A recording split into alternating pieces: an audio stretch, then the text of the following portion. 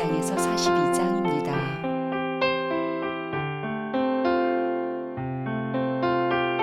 창세기 41장.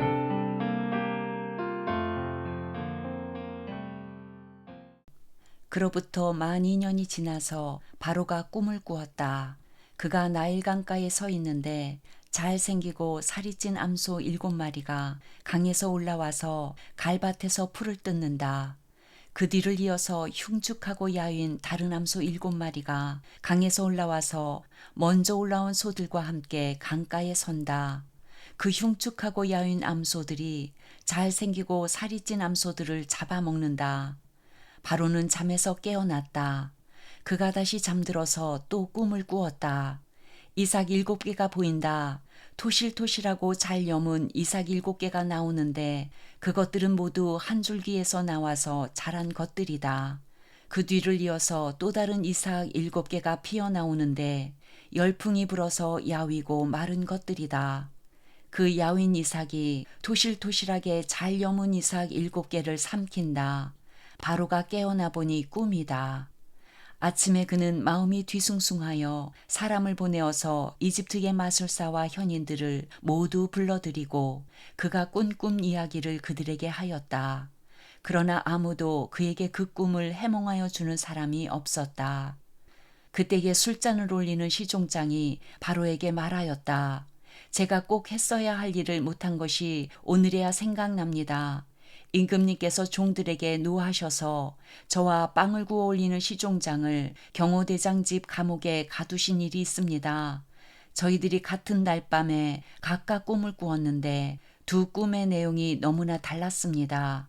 그때에 그곳에 경호대장의 종인 히브리 소년이 저희와 함께 있었습니다. 저희가 꾼 꿈 이야기를 그에게 해주었더니 그가 그 꿈을 풀었습니다. 저희 두 사람에게 제각기 그 꿈을 해몽하여 주었던 것입니다. 그리고 그가 해몽한 대로 꼭 그대로 되어서 저는 복직되고 그 사람은 처형되었습니다. 이 말을 듣고서 바로가 사람을 보내어 요셉을 불러오게 하였고 사람들은 곧바로 그를 구덩이에서 끌어댔다. 요셉이 수염을 깎고 옷을 갈아입고 바로 앞으로 나아가니 바로가 요셉에게 말하였다. 내가 꿈을 하나 꾸었는데 그것을 해몽할 수 있는 사람이 없다. 나는 내가 꿈 이야기를 들으면 잘 푼다고 들었다. 그래서 너를 불렀다. 요셉이 바로에게 대답하였다. 저에게는 그런 능력이 없습니다. 임금님께서 기뻐하실 대답은 하나님이 해주실 것입니다. 바로가 요셉에게 말하였다.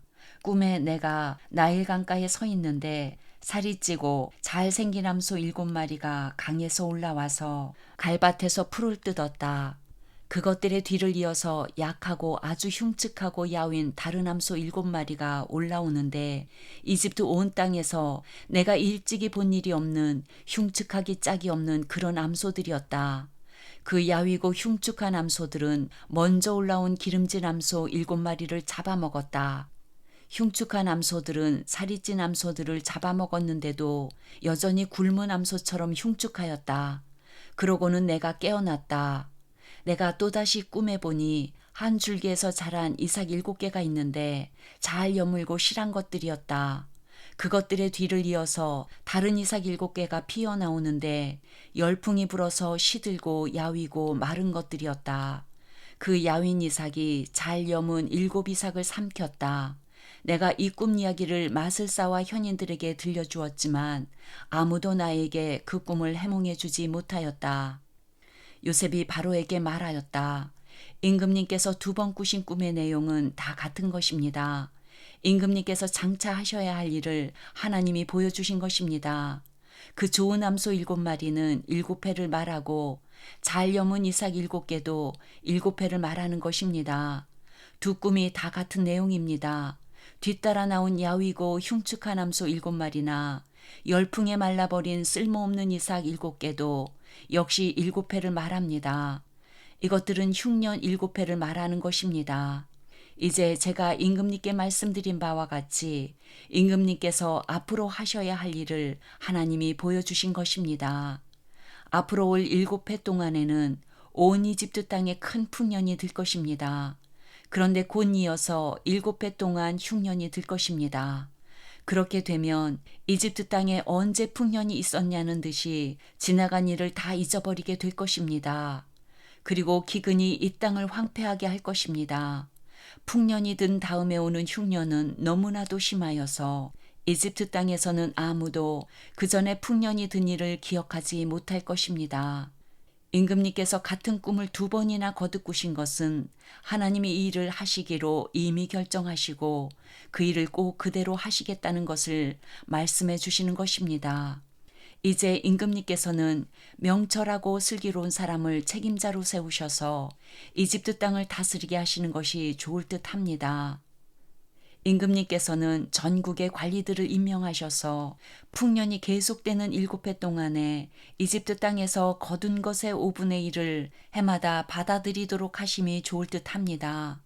앞으로 올 풍년에 그 관리들은 온갖 먹거리를 거두어 드리고 임금님의 권한 아래 각 성읍의 곡식을 갈무리하도록 하십시오.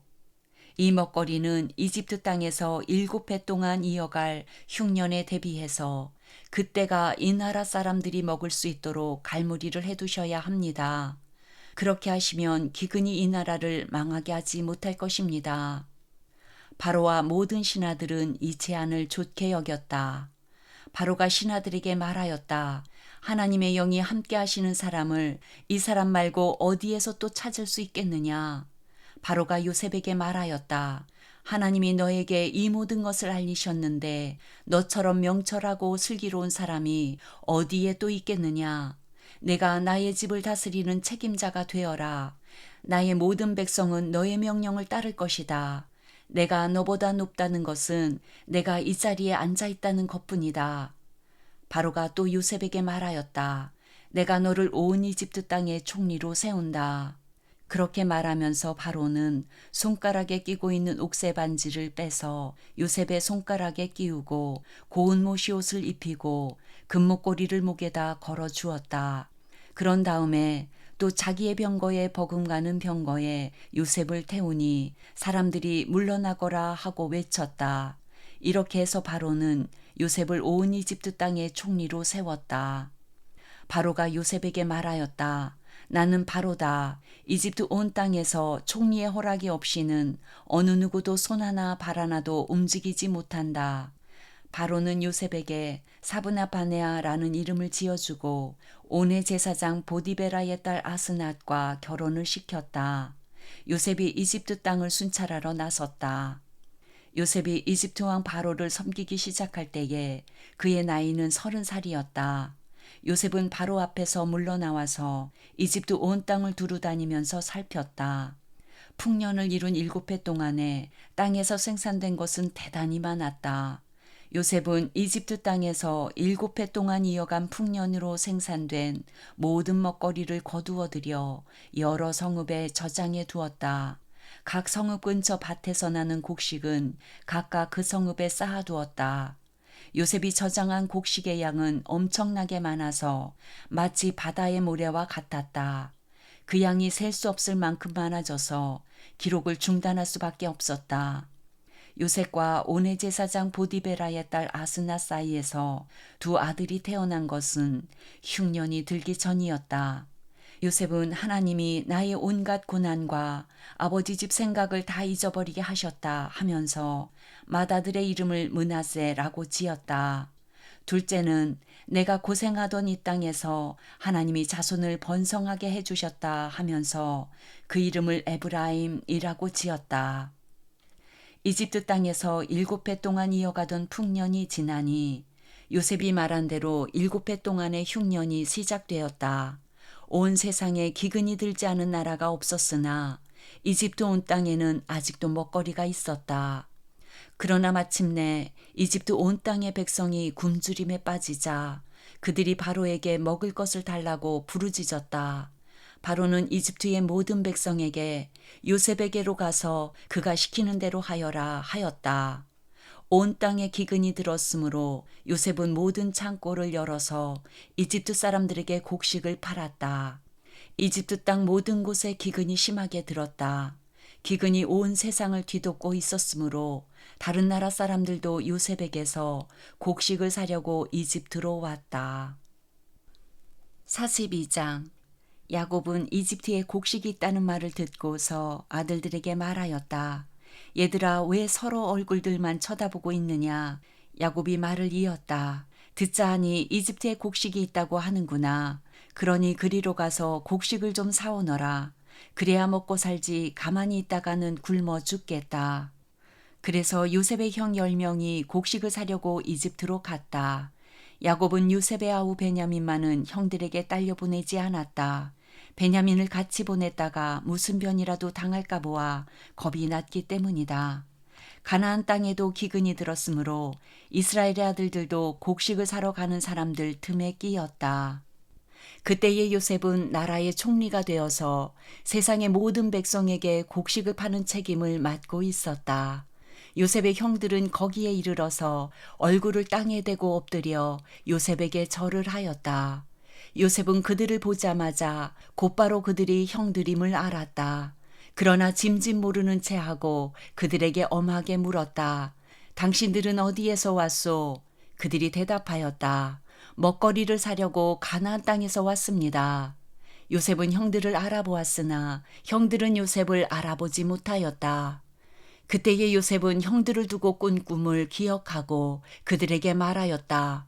당신들은 첩자들이요, 이 나라의 허술한 곳이 어디인지를 엿보러 온 것이 틀림없소. 그들이 대답하였다. 아닙니다, 총리어른. 소인들은 그저 먹거리를 사러 왔을 뿐입니다. 우리는 한 아버지의 자식들입니다. 소인들은 순진한 백성이며 첩자가 아닙니다. 그가 말하였다. 아니요, 당신들은 이 나라의 허술한 곳이 어디인지를 엿보러 왔소. 그들이 대답하였다. 소인들은 형제들입니다. 모두 12입니다. 가나안 땅에서 사는 한 아버지의 아들들입니다. 막내는 소인들의 아버지와 함께 있고 또 하나는 잃었습니다. 요셉이 그들에게 말하였다. 내 말이 틀림없소. 당신들은 첩자들이요. 그러나 당신들이 진실을 증명할 길은 있소. 바로께서 살아계심을 두고 맹세하오. 당신들이 막내 아우를 이리로 데려오지 않으면 당신들은 여기에서 한 발자국도 벗어나지 못하오. 당신들 가운데서 한 사람을 보내어 당신들 집에 남아있는 아우를 이리로 데려오게 하고 나머지는 감옥에 가두어 두겠소. 나는 이렇게 하여 당신들이 한 말이 사실인지를 시험해 보겠소. 바로께서 살아계심을 두고 맹세하오. 당신들이 그렇게 하지 못하면 당신들은 첩자라는 누명을 벗지 못할 것이요. 요셉은 그들을 감옥에 사흘 동안 가두어 두었다. 사흘 만에 요셉이 그들에게 말하였다. 나는 하나님을 두려워하오. 당신들은 이렇게 하시오. 그래야 살 수 있어. 당신들이 정직한 사람이라면 당신들 형제 가운데서 한 사람만 여기에 갇혀 있고 나머지는 나가서 곡식을 가지고 돌아가서 집안 식구들이 허기를 면하도록 하시오. 그러나 당신들은 반드시 막내 아우를 나에게 데리고 와야 하오. 그래야만 당신들의 말이 사실이라는 것을 증명할 수 있을 것이며 당신들이 죽음을 면할 것이요. 그들은 그렇게 하기로 하였다. 그들이 서로 말하였다. 그렇다. 아우의 일로 벌을 받는 것이 분명하다. 아우가 우리에게 살려달라고 애원할 때에 그가 그렇게 괴로워하는 것을 보면서도 우리가 아우의 애원을 들어주지 않은 것 때문에 우리가 이제 이런 괴로움을 당하는구나. 루벤이 그들에게 대답하였다. 그러기에 내가 그 아이에게 못할 짓을 하는 죄를 짓지 말자고 하지 않더냐. 그런데도 너희는 나의 말을 들은 채도 하지 않았다. 이제 우리가 그 아이의 핏값을 치르게 되었다. 그들은 요셉이 통역을 세우고 말하였으므로 자기들끼리 하는 말을 요셉이 알아듣는 줄은 전혀 알지 못하였다. 듣다 못한 요셉은 그들 앞에서 잠시 물러가서 울었다. 다시 돌아온 요셉은 그들과 말을 주고받다가 그들 가운데서 시므온을 끌어내어서 그들이 보는 앞에서 끈으로 묶었다. 요셉은 사람들을 시켜서 그들이 가져온 통에다가 곡식을 채우게 하고 각 사람이 낸 돈은 그 사람의 자루에 도로 넣게 하고 또 길에서 먹을 것은 따로 주게 하였다. 요셉이 시킨 대로 다 되었다. 그들은 곡식을 나귀에 싣고 거기를 떠났다.